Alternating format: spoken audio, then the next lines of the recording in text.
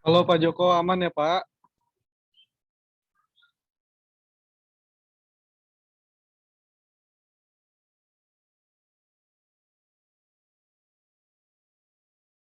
Sudah 37, saya khawatir nanti kalau ada yang tanya tidak terjawab,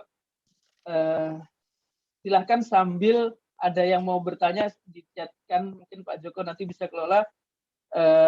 Sambil itu saya sedikit kasih masukan ke teman-teman untuk terkait apa ya istilahnya itu materi customer service excellence tadi. Silahkan kalau ada yang tanya. Oke, wah, luar biasa ya. Tadi banyak banget yang disampaikan Pak Bini terkait narasumber kita catatan-catatannya. Nah, ini ada sesuatu yang menggelitik di sini nih, yang di poin 5 nih. Mungkin ada teman-teman tadi ada nyimak pelayanan ekstra ini kayaknya lebih fokus nih. Mungkin ada yang ditanyakan terkait catatan-catatan tadi di luar komponen-komponen apa sih sebenarnya customer service excellence itu sebagai daya saingnya yang tadi disebutkan reliability, terus ada hospitality. Ini sesuatu yang luar biasa dan memang sangat berdampak ya terhadap tadi itu di awal keinginan untuk memperbaiki omset ataupun pendapatan. Oke, silakan kita mulai dengan sesi mungkin ada yang ingin ditanyakan dari rekan-rekan sekalian dari ulasan-ulasan tadi atau bisa chat. Nah ini ada yang udah masuk. Saya langsung sebut aja Pak Beni ya, ada pertanyaan Ya, langsung ya, okay. Langsung aja ya. Nah, ini bagaimana manage chat customer teratur untuk menghindari slow respon Pak Beni. Ini dari Mbak Nadifa ya. Mbak Nadifa ini menanyakan bagaimana sih Pak untuk manage chat customer secara teratur untuk menghindari slow respon Pak Beni. Mungkin ada kiatnya Pak Beni.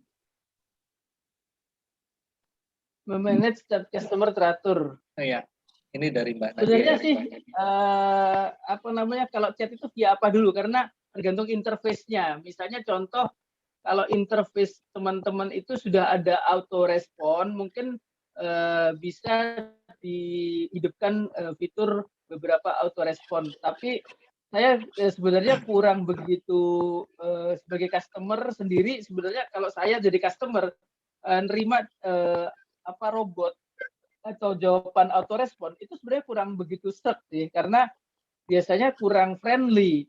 Ya. Tapi kalau daripada nggak dijawab sebenarnya memang masih mendingan gitu loh. Daripada blank memang masih mendingan. Nah, di sini yang saya bilang bahwa human itu lebih diterima, lebih dekat di mata customer dibandingkan robot. Misalnya selamat terima kasih sudah menghubungin kami, silahkan tinggalkan pesan, maaf kami akan segera hubungin lagi gitu kan. Kadang-kadang kayak gitu kan, kadang-kadang ada berarti ini masih tanda tanya kapan dihubunginya dan lain sebagainya kan, kadang-kadang kayak gitu. Tapi kalau selamat siang Pak, ada yang bisa dengan Beni ada yang bisa dibantu dengan Pak siapa nih loh, gitu kan langsung kita lebih senang karena ada orangnya nih ternyata gitu. Tapi ketika kita jawabannya autorespon dan autoresponnya tuh mungkin sampai 1 jam lebih dan lain sebagainya, saya sudah menganggap sebagai customer itu perusahaannya kurang begitu bagus nih, belum beli aja atau katakanlah belum beli aja sudah seperti itu gitu.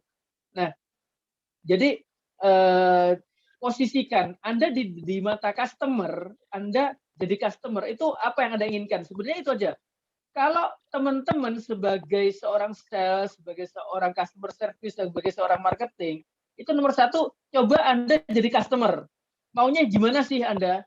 Maunya gimana? Maunya tuh diladenin dengan baik, dengan cepat. Kalau tanya itu juga jelas banget, enggak cuma sekedar basa-basi atau mungkin asbun, tapi benar-benar profesional. Anda maunya gimana? Kalau memang teman-teman maunya itu bagus, jadi layani customer dengan seperti itu. Tadi teman-teman bisa bilang tuh, di Pizza Hut, saya seneng tuh good looking, tadi yang bilang good looking. Di KFC orangnya gemuk-gemuk Pak, udah tua lagi gitu misalnya. Nah misalnya contohnya kayak gitu, ada yang bilang, loh kalau Anda seperti itu, berarti Anda walaupun mungkin bukan nggak good looking banget ya, misalnya kita itu bodinya kurang begitu bagus, tapi setidak-tidaknya Anda harus ya yang bagus, yang rapi. Jangan sampai, ya maaf ya, saya bilang apa adanya, karena customer service excellence. Pernah nggak sih Anda ke model Pizza Hut atau ke sebuah bank, di customer service bank yang bagus, tahu-tahu, duh, bau banget nih mulutnya nih, maaf ya, atau bau badan, kayaknya nggak pernah deh selama saya jadi pelanggan, itu kalau kita ke tempat yang bagus itu pasti baunya wangi deh. Nah, kita naik kita naik pesawat pramugari, baunya nggak enak gitu, kayaknya nggak pernah deh, pasti baunya wangi. Nah, sekarang kalau gitu Anda ingin mendapatkan order banyak, ladeni customer dengan service excellence seperti mana Anda ingin diladeni. Itu aja simple. Sebenarnya mungkin seperti itu sih. Ini agak menyimpang dikit dari pertanyaan, agak lebar, tapi saya pikir sih itu tadi jawabannya. Jadi kita sebisa mungkin bisa handle apapun itu dari customer yang bertanya. Nah, kalaupun nggak bisa ya minimal auto respon. Tapi kalau auto respon sebenarnya kurang diminatin sih. Oke, silahkan. Oke, gimana Mbak Nadifa? Sudah ada pahaman atau masih ada yang ditanyakan penjelasannya tadi? Sudah paham, Pak. Oke, thank you. Terima kasih luar biasa. Jadi bisa handle secara itu ya, auto respon ya di ini kan. Oke. Lanjut nih Pak Beni, ada pertanyaan lagi nih dari Bu Anita. Bu Anita tanya untuk terkait customer service excellent ini, siapa sih yang bertanggung jawab untuk memegang peranannya Pak Beni? Apakah hanya tugas seorang CS saja atau bagaimana Pak? Ini pertanyaan dari Bu Anita.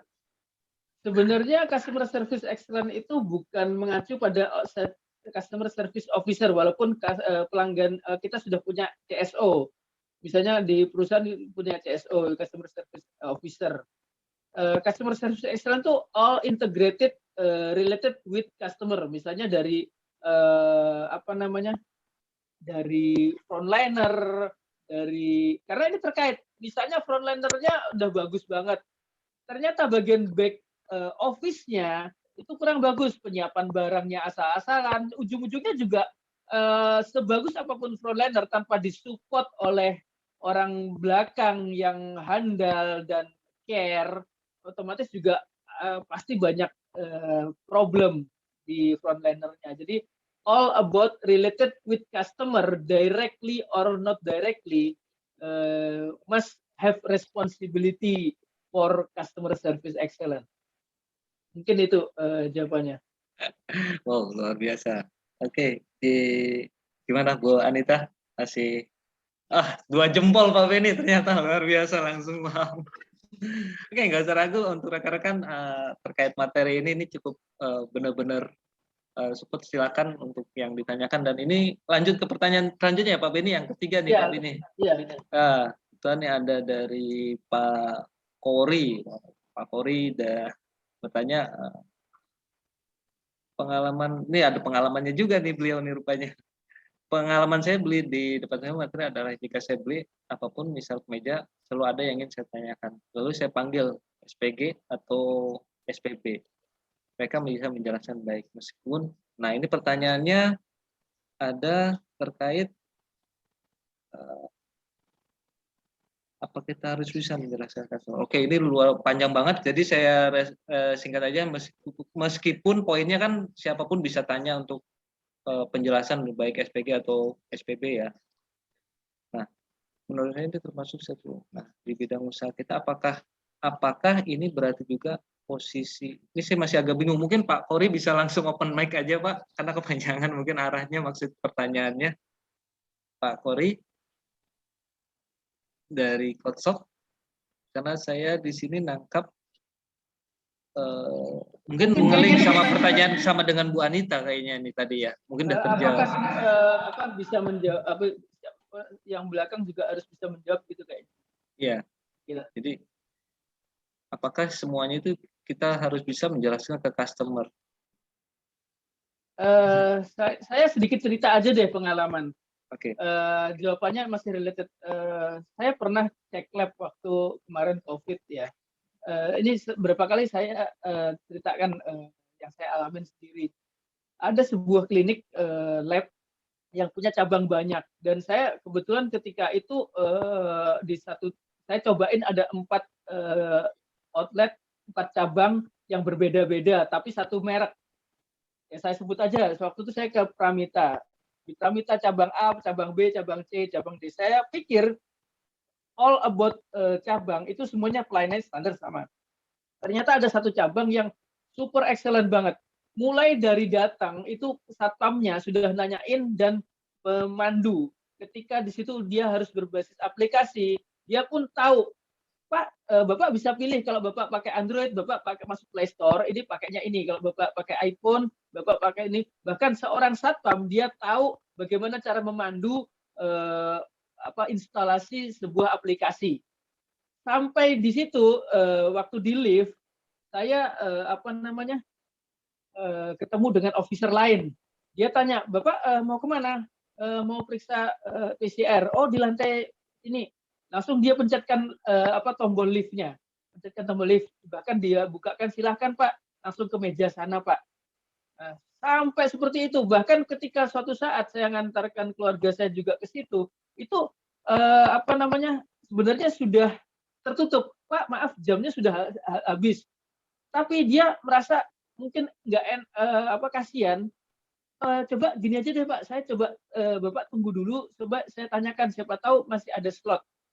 Dia coba berusaha tanyakan dan itu ternyata saya dapat slot. Pak, masih ada Pak, silahkan Pak, masih ada. Jadi kita merasa terbantu banget. Nah, itu yang saya maksudkan tadi adalah ada ekstra. Kita sudah mikir kayaknya udah nggak mungkin. Ternyata ada jatah buat saya. Nah, ini penting banget. Dia seolah-olah kita ditolong gitu loh. Padahal kita harusnya sudah nggak bisa. Ternyata ditolong, dibantu. Nah, pernahkah Anda sudah memberikan pelayanan seolah-olah Anda jadi angelnya customer, seolah Anda jadi malaikatnya customer? Ketika Anda bisa melakukan itu sebuah customer service excellence. Dan pelayanan itu saya tidak dapatkan di outlet Pramita yang lain. Padahal mereknya sama. Nah, sekarang Anda tanyakan sebagai pimpinan di store, apakah Anda punya visi? Misalnya ini ada tiap cabang nih, cabang A, cabang B, cabang C. Nah, Anda salah satu pimpinan cabang di situ atau bagian daripada cabang di situ. Apakah di cabang Anda itu punya pelayanan yang jauh lebih bagus daripada cabang lain? Kalau Anda punya komitmen itu, berarti Anda sudah punya komitmen terhadap customer service excellence. Jadi customer service excellence not only 1% CSO, tapi everything related with frontliner service. Oke. Wow, itu penjabaran yang sangat luas dan mendalam banget itu dari narasumber kita yang luar biasa ini. Gimana Pak Kori, atau tadi mungkin ada ilustrasi yang disampaikan oleh narasumber, mungkin bisa menjawab terkait pertanyaannya yang cukup panjang tadi. Oke, lanjut ya Pak Beni. Ini ada yang menarik banget nih Pak. Ada dari Mbak Nadia nih. Mbak Nadia nih bertanya, bagaimana sih Pak menghadapi customer yang komplain atau marah-marah? Nah, ini udah marah-marah banget. Kayaknya ini pengalaman ya Mbak Nadia. Karena kesalahan dari pihak perusahaan Pak Beni. Ya, langsung aja. Jadi ada salah satu prinsip di dalam ilmu customer service adalah tidak ada yang sempurna. Ini penting. Jadi salah satu prinsip yang perlu dicatat bahwa tidak ada sesuatu yang sempurna. Karena kesempurnaan hanya milik Tuhan. Sehingga sebagus apapun perusahaan kita, di luar manapun, dimanapun Anda temukan perusahaan terbaik di dunia pun pasti ada customer yang tidak puas. Pasti ada customer yang komplain. Jadi Anda jangan berpikir pasti semua customer itu pasti puas. Pasti akan ada customer komplain. Nah, jadi komplain itu sesuatu yang wajar, itu dulu dipahami. Bahwa customer tidak puas itu sesuatu yang wajar. Karena apa? Karena istilah kata itu, kalau ukuran puas tiap orang itu berbeda, sehingga sudah kita ladeni dengan puas pun, sangat puas pun, pasti kalau kita tanya, Bapak kira-kira gimana pelayanannya? Ya cukuplah. Jadi jarang yang, wah pelayanannya bagus banget, luar biasa, gitu, jarang banget. Paling ya lumayan, kayak gitu. Jadi itu wajar banget. Jadi kalau kita bagaimana menghandle-nya, ya handle dengan standar SOP. Jadi usahakan SOP kita itu ada. Jadi jangan juga terlalu memberikan apa ya janji-janji gombal. Oh iya Pak nanti diperbaikin Pak. Oh iya nanti gampang Pak kayak gini.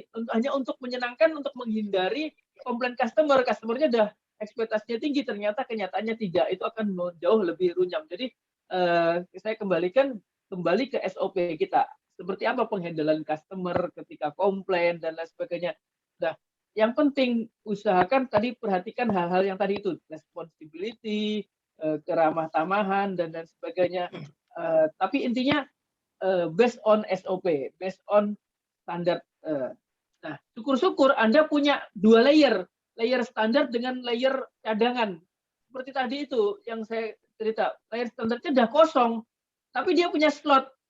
Wah itu atau bahkan disampaikan tuh kayak gini. Sebenarnya itu karena di bawah 2 layer itu ada ujung-ujungnya semuanya dikasih layer istimewa, tapi di awal itu dikasih layer standar. Jadi seolah-olah, wah ini khusus buat Bapak. Padahal semua orang dikasih itu gitu. Tapi ketika kita merasa kayaknya ini buat saya doang gitu.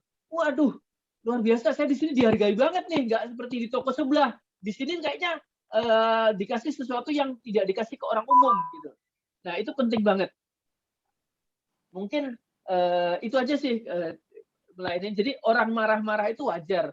Jadi sadari bahwa orang itu marah banyak sebabnya. Mungkin dia juga lagi sumpek, dia juga lagi ditekan sama keadaan dan lain sebagainya. Jadi usahakan Anda berposisi di pihak dia. Kalau barang Anda rusak, dia merasa tertekan, lagi banyak masalah ruwet, pasti kita juga nggak bisa kita marah-marah juga gitu. Jadi usahakan, oh itu wajar nih, saya juga akan kayak gitu kok. Itu penting. Perasaan itu penting sehingga masalah teknikal, cara menjawab dan lain sebagainya itu biasa. Yang penting tadi sikap dan attitude. Itu aja Pak Joko. Wah, luar biasa. Gimana Mbak Nadia tadi jawaban yang super dahsyat dari narasumber kita nih. Memang ada SOP yang harus memang dijalankan ya. Gimana Mbak Nadia? Oke. Nah, kadang-kadang kan kalau misalnya ada customer yang emang ya menyalahkan kadang kan orang kalau waktu emosi kan kayak membabi buta gitu ya Pak. Benar-benar semuanya tuh dari sudut pandangnya sendiri. Nah, sedangkan kan kita dari sisi perusahaan kan CS ini kan yang membawa nama perusahaan lah gitu. Kadang kan kita juga intinya jangan sampai kayak kesalahan itu full ada di perusahaan. Kita kan juga ada beberapa pihak yang mungkin dari supplier atau misalnya dari sebelumnya kita juga udah konfirmasi kok misalnya kayak gitu, istilahnya defense lah Pak. Nah sejauh mana kita tuh harus defense gitu, jangan sampai customer nanti itu malah bilang yang salah tangkap gitu, karena kan dari sisi perusahaan juga kita harus membela gitu Pak. Iya, jadi gini, yang paling penting tuh kuncinya di empati. Customer ngamuk seberapa keras pun, Anda harus punya rasa empati.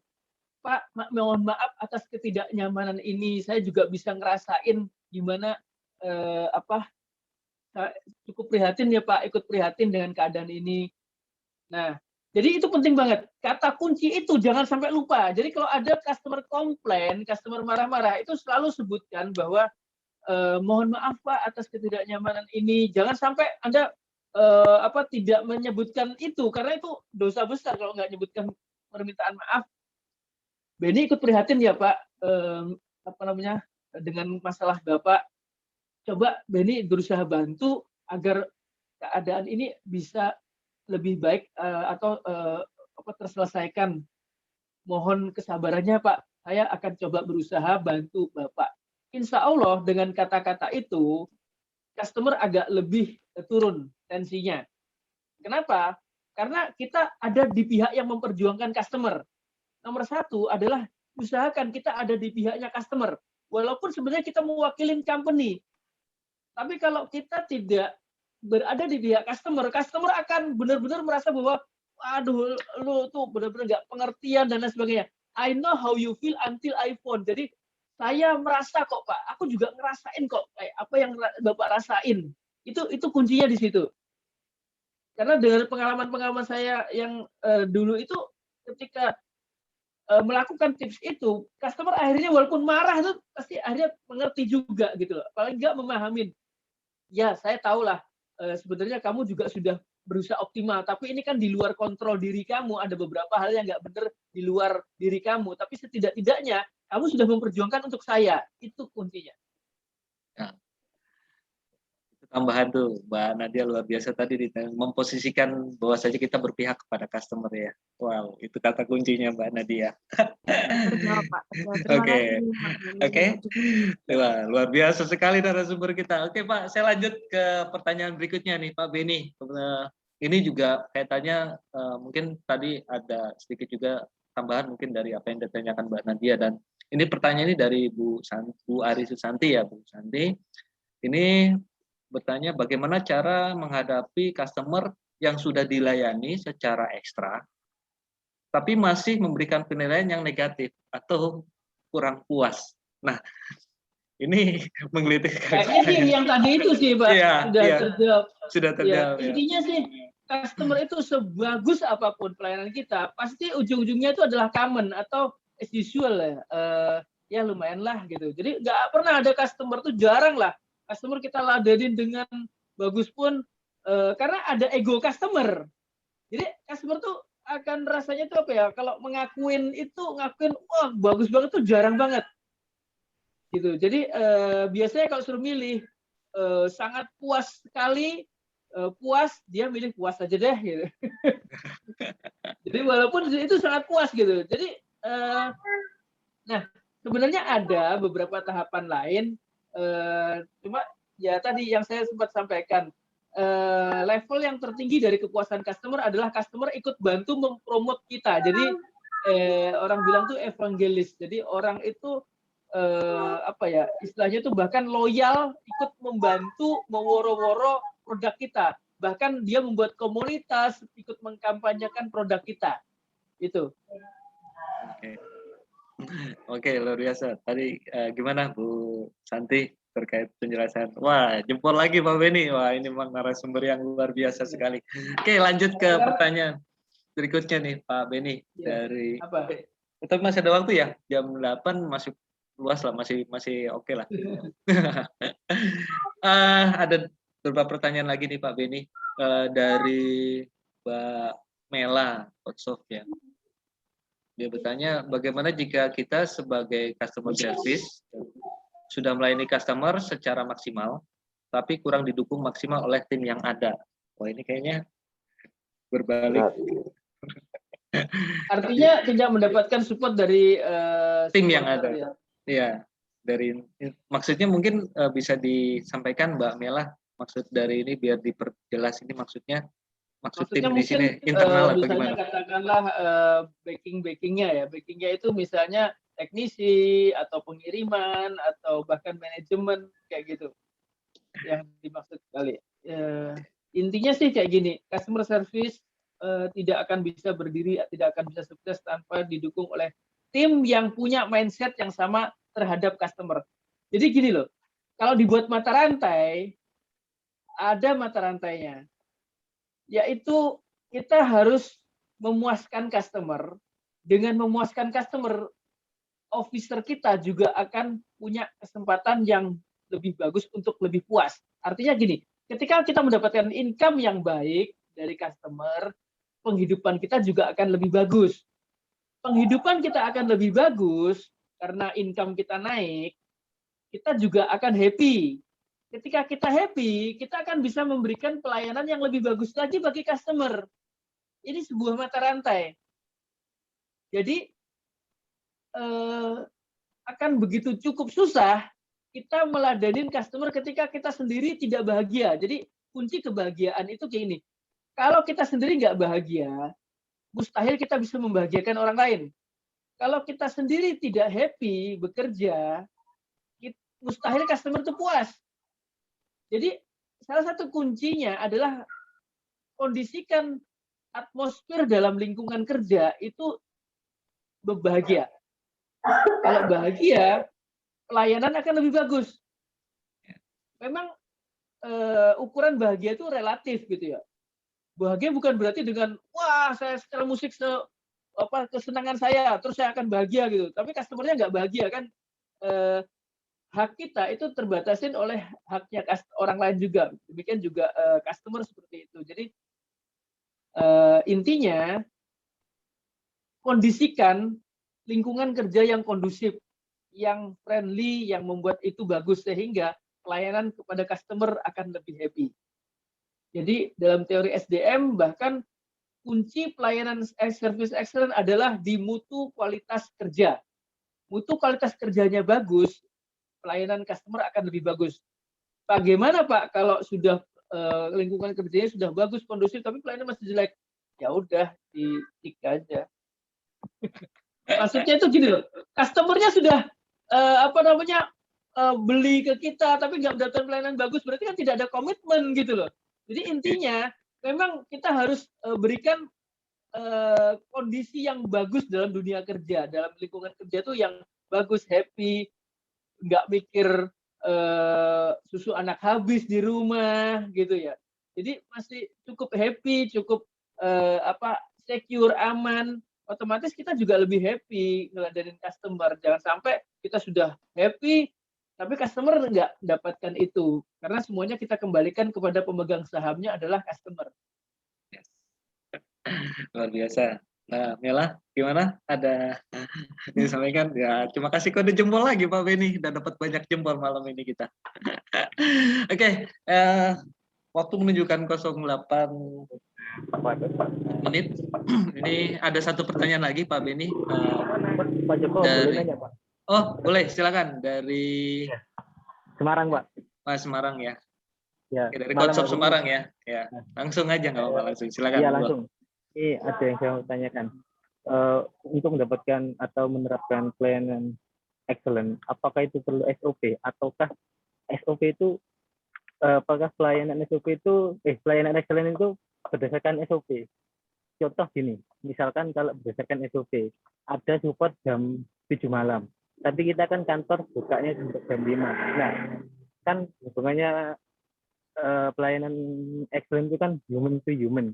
Nah, itu penerapannya gimana Pak? Apakah SOP itu bisa membantu untuk menerapkan pelayanan excellent itu atau nggak perlu SOP? Pelayanan excellent itu ya udah langsung aja. Iya. Ya, Thank you. Ini pertanyaan cukup menarik banget, Oke, saya langsung jawab aja karena saya juga harus bisa memanage waktu teman-teman. Jadi gini, kalau bilang SOP, sebenarnya SOP itu ada karena tidak semua orang punya kapasitas yang sama. Maksudnya kayak gini, bagi seseorang yang sudah cukup paham empati, caring, mungkin nggak perlu SOP karena tanpa SOP pun dia sangat ready, bahkan sangat ramah, sangat supporting, sangat responsif dengan customer tanpa SOP. Bahkan ada miss call dari customer, dia sudah akan call balik, nggak perlu harus nunggu besok jam kerja. Dia akan call balik, Pak, maaf tadi ada call saya, ada yang bisa saya bantu Pak. Kalau orang yang bagus banget itu tanpa SOP itu sudah excellent. Masalahnya tidak semua orang seperti ini. Kalau semua orang seperti ini sebenarnya bagus banget. Jadi kalau ketua tim mau omsetnya bagus, bahkan over 2 kali lipat, cari orang-orang yang model kayak gitu. Benar, serius. Saya katakan kalau dapat orang yang kayak gitu dalam tim Anda pasti powerful. Karena semuanya punya pengertian yang sama tentang empati, tentang customer service. Pasti hebat banget. Karena dia mau berkorban untuk customer dan rewardnya pasti akan lebih gampang cari rezeki. Intinya gitu aja deh. Nah, jadi SOP itu ada karena tidak semua orang standar. Ilustrasinya kayak gini. Kenapa sih teman-teman misalnya yang Muslim ya? Kenapa ada sholat 5 waktu? Karena mencegah keji dan mungkar. Nah, kalau ada orang tanpa sholat pun misalnya ya sudah bagus ya, bukan berarti nggak penting sholat, tapi karena hukum itu berlaku untuk menyetandarkan seluruh seluruh sesuatu itu standar gitu loh. Jadi kalau nggak standar itu dulu mungkin Nabi Adam nggak ada lahir nggak ada aturan macam-macam kan, nggak ada hukum yang begitu rumit karena dianggap lebih simpel. Tapi ketika lebih complicated dan cara menghandle-nya itu berbeda-beda, akhirnya dibuatlah hukum-hukum tadi gitu loh, hukum-hukum agama misalnya. Sama, ketika customer-nya jenisnya macam-macam dan orang di dalam perusahaan itu beda-beda, akhirnya dibuatlah standar supaya menurut si A dan menurut si B itu akhirnya sama gitu loh. Jangan sampai, oh si A kemarin kasih pelayanan kayak gini, kenapa sekarang enggak? Ini jelek nih perusahaannya. Nah, akhirnya kan jadi kayak gitu. Tapi kalau standar, baik dilayanin si A, baik dilayanin si B, tetap sama. Akhirnya nilainya akan positif ke perusahaan. Contoh, ketika di Indomaret, ya Anda cari misalnya susu Milo. Raknya di seluruh Indonesia, mau dari Medan, mau dari Makassar, mau dari Bali, semuanya sama letaknya di situ. Tapi kalau bayangkan tidak ada SOP, kita biasa belanja di Indomaret Semarang, terus begitu belanja di Indomaret Surabaya, loh di mana ya, kacau balau. Tapi ketika itu sudah standar, itu kita tahu banget, hafal banget, oh ini Milo masih letaknya di sini nih. Kalau tisu letaknya di sini.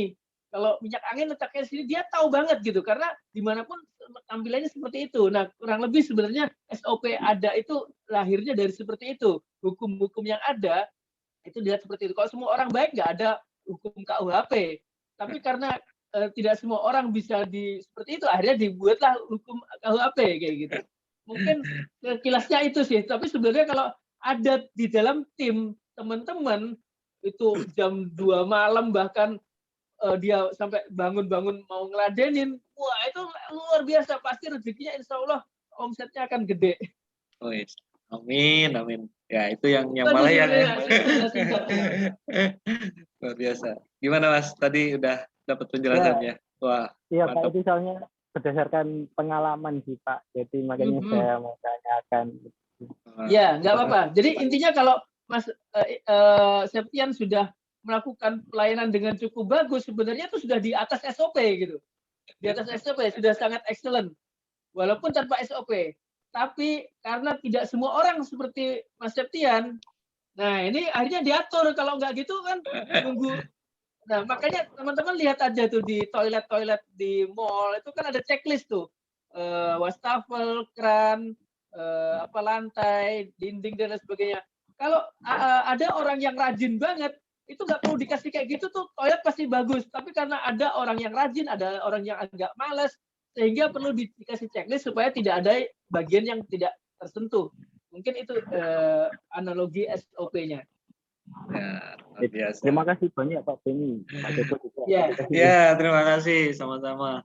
Pak, ini ada satu lagi pertanyaan, tapi waktu ya, silakan. Satu lagi ya, sepakat rekan-rekan yang lain.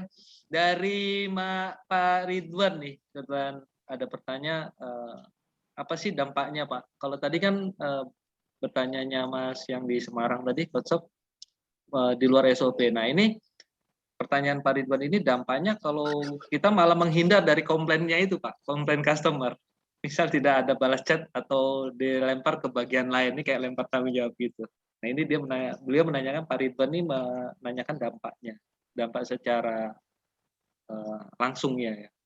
Mungkin dampaknya dapat hukuman. Ya sebenarnya gini, gampang kok sebenarnya. Kalau kita tidak melakukan customer service, intinya kayak gini, kita tidak melakukan customer service excellent dengan bagus, tinggal pilihannya gini loh. Kalau perusahaan kita sebuah perusahaan monopoli atau tidak ada, misalnya contoh PLN deh, lu mau ladenin enggak ya, terus saya ngambek, udah deh gara-gara PLN ini kurang ajar nih, nggak ngeladenin saya dengan bagus, saya putus deh, saya nggak akan pakai PLN, saya pakai diesel aja. Ada nggak kira-kira kayak gitu? Ya nggak bisa, karena kita mau nggak mau butuh, karena nggak ada tidak ada alternatif gitu, jadi monopoli.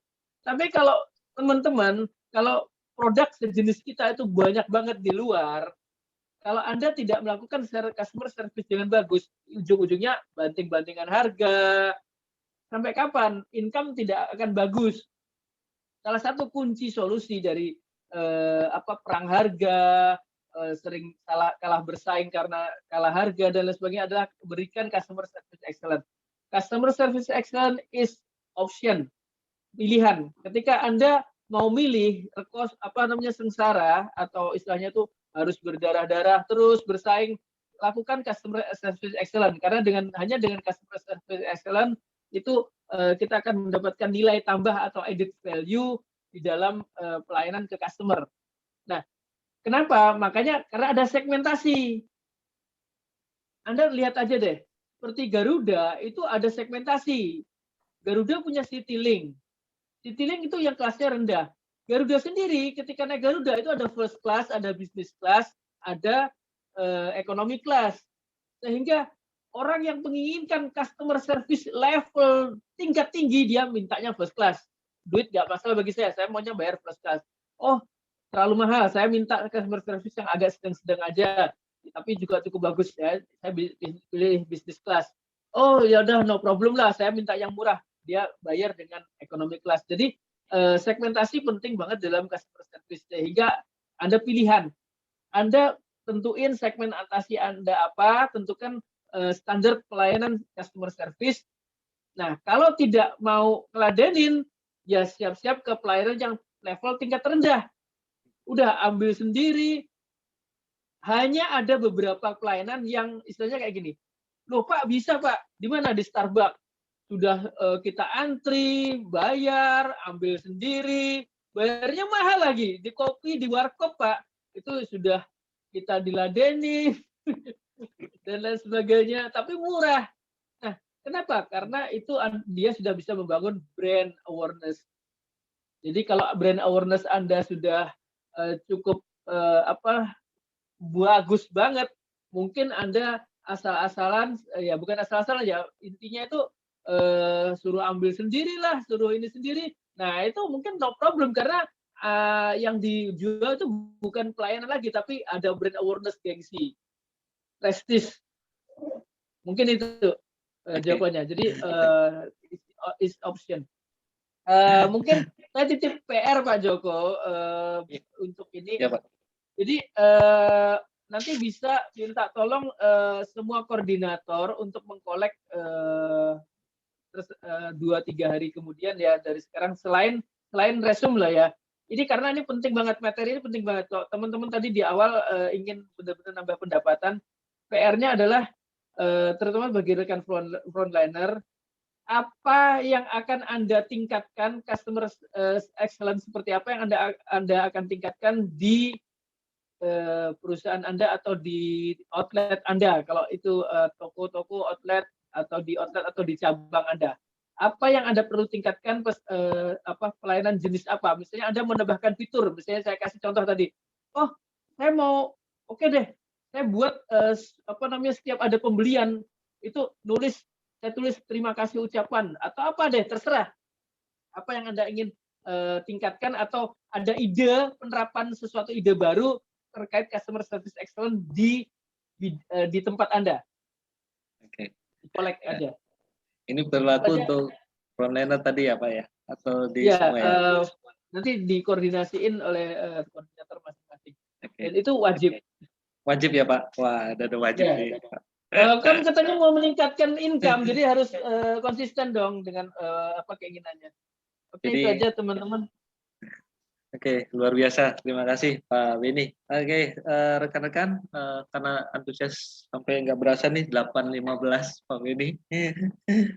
Ya, saya evaluasi untuk sesi kita kali ini terkait customer service excellence, di mana memiliki tujuan yang cukup berguna buat kita juga selaku pelaksana dari operasional dari aktivitas pekerjaan, di mana jika memang pengen menambahkan income tadi, ini adalah salah satu caranya ya, dengan memberikan pelayanan kepada customer kita secara maksimal yang berkualitas kepada para klien atau pelanggan kita, dan memberikan informasi yang lengkap mungkin secara jelas sehingga pelanggan bisa puas untuk mendapatkan pelayanan yang maksimal dari kita semua. Oke, itu aja Pak Beni yang luar biasa sekali, founding father kita. Kita kasih apresiasi. Oh ya, ini ada sesi foto dulu ya. Sesi foto, jangan lupa di-on-kan kameranya untuk rekan-rekan.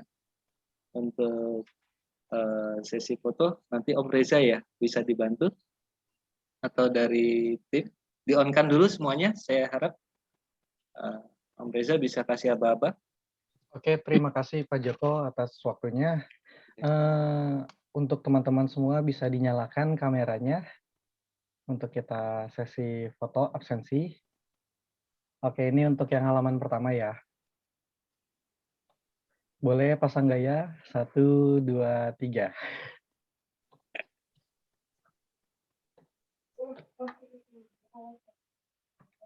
Oke, sekarang buat yang kedua nih. Yuk dinyalakan semuanya. 1, 2, 3. Oke, terima kasih. Terima kasih. Pak Oh Eko ya, sama Pang bareng nih. ya, ada satu lagi tadi yang menarik, sudah disiapkan tadi hadiah bagi para peserta yang on time sebelum malah sudah online. Itu ada beberapa tadi yang saya bisa sebutkan. Ini hadiahnya dari kita, ada coklat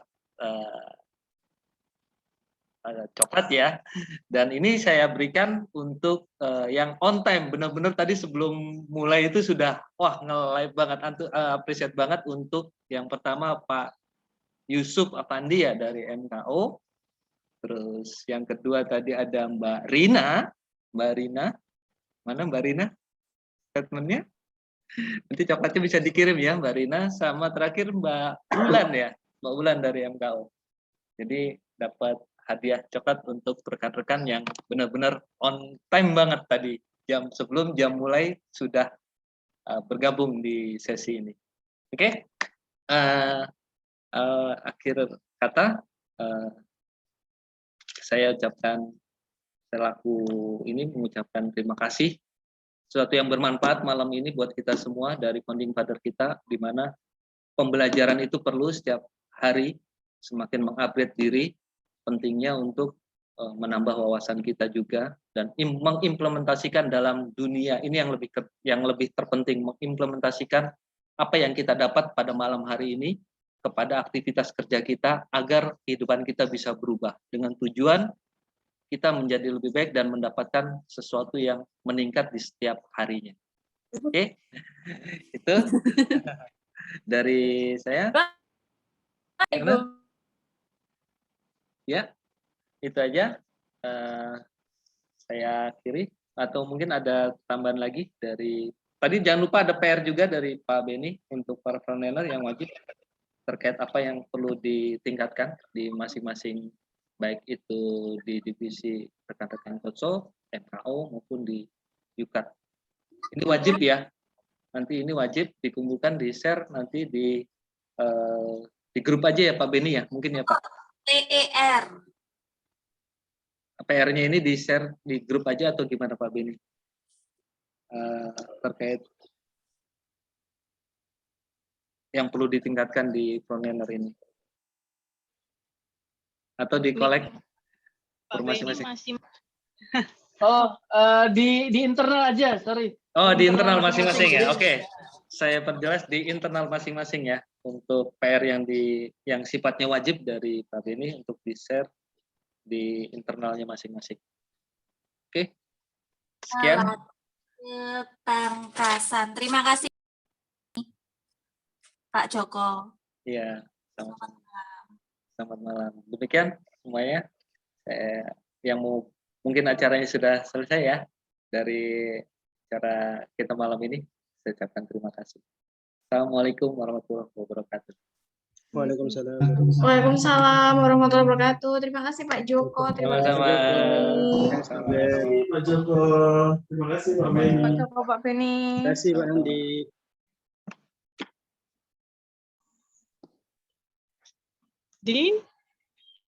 Kenapa nih?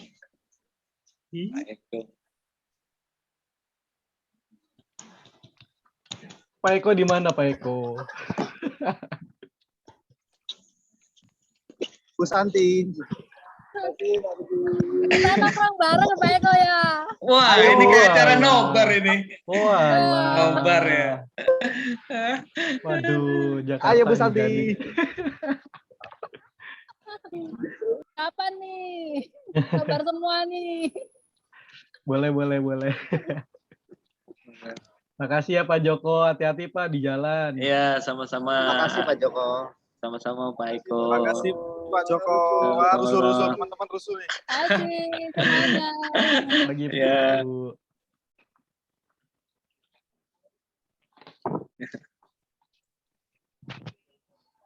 Malah